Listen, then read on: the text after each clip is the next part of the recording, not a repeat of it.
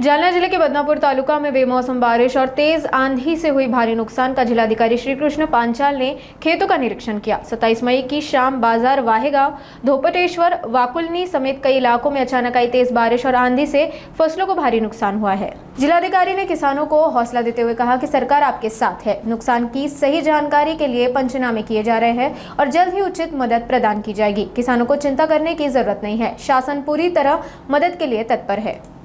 काल बदनापूर तालुक्यामध्ये बाजार वाहेगाव, त्याच्यानंतर रोशनगाव, वाकुळणी या परिसरामध्ये अतिवृष्टी रात्री 3 ते 5च्या दरम्यान झाली आणि बऱ्याच ठिकाणी पाणी शेतामध्ये साचणे, फळबागांचं नुकसान आणि काही ठिकाणी जमिनी खरडून जाणे अशा पद्धतीनं तक्रारी आल्या होत्या। सन्माननीय आमदार महोदय कुचे साहेब यांच्यासोबत सकाळी सर्व अधिकाऱ्यांसोबत या क्षेत्राची पाहणी केली। त्या पद्धतीने पंचनाम्याचे आदेश दिलेले आहेत आणि प्राथमिक अहवाल देखील आता मागवला। इकडे बराचसा काळा मातीचा भाग आहे आणि विहिरी ज्या होत्या त्या जूनच्या पावसाच्या अंदाजानुसार चालू होत्या, त्यामुळं विहीर खचलेल्या आहेत। 7-8 ठिकाणी ज्या विहीर सध्या कामामध्ये होत्या बऱ्यापैकी त्याचा कठडा बांधणं बाकी होतं।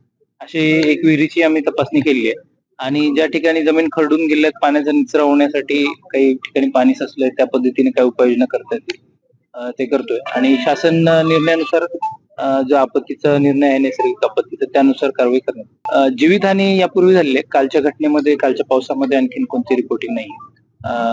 जनावरांची हानी आहे घनसावंगी वगैरे काही भागामध्ये, त्या पद्धतीने त्याचे नुकसान उन्हे ग्रँट असते त्यामधून देण्यात। नागरिकांसाठी जे विजेच्या बाबतीत यावेळेस आपण पाहतोय की मागच्या वर्षीच्या तुलनेमध्ये या 20 दिवसामध्येच मृत्यू झालेले आहेत। 8 ते 9 मृत्यू हे जालना जिल्ह्यामध्ये झाले। मागच्या वर्षभरामध्ये तितके विजेमुळे झाले होते मृत्यू।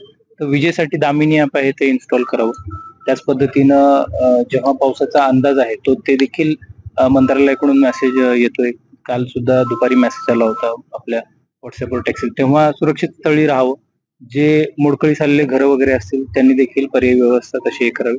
जर तशी अडचण असेल तर ग्रामपंचायतला संपर्क साधावा आणि सुरक्षिततेच्या दृष्टीनं जेव्हा हे काही पावसाचे अलर्ट येतात काही ठराविक भागामध्ये, तेव्हा त्याला लक्ष देऊन त्या पद्धतीनं प्रशासनाला जी सूचना असतील त्याचं पालन करून सहकार्य करावं। आपल्या जिल्ह्यामध्ये जे आपत्ती व्यवस्थापनासाठी लागणारं सर्व साहित्य आहे त्याची तपासणी केली आणि मागच्या वर्षामध्ये डीपीडीसी मध्ये मोठ्या प्रमाणामध्ये शासनाकडून देखील काही वस्तू आलेल्या आहेत आणि आपण डीपीडीसी मधून अत्याधुनिक साहित्य सगळं घेतलेलं आहे।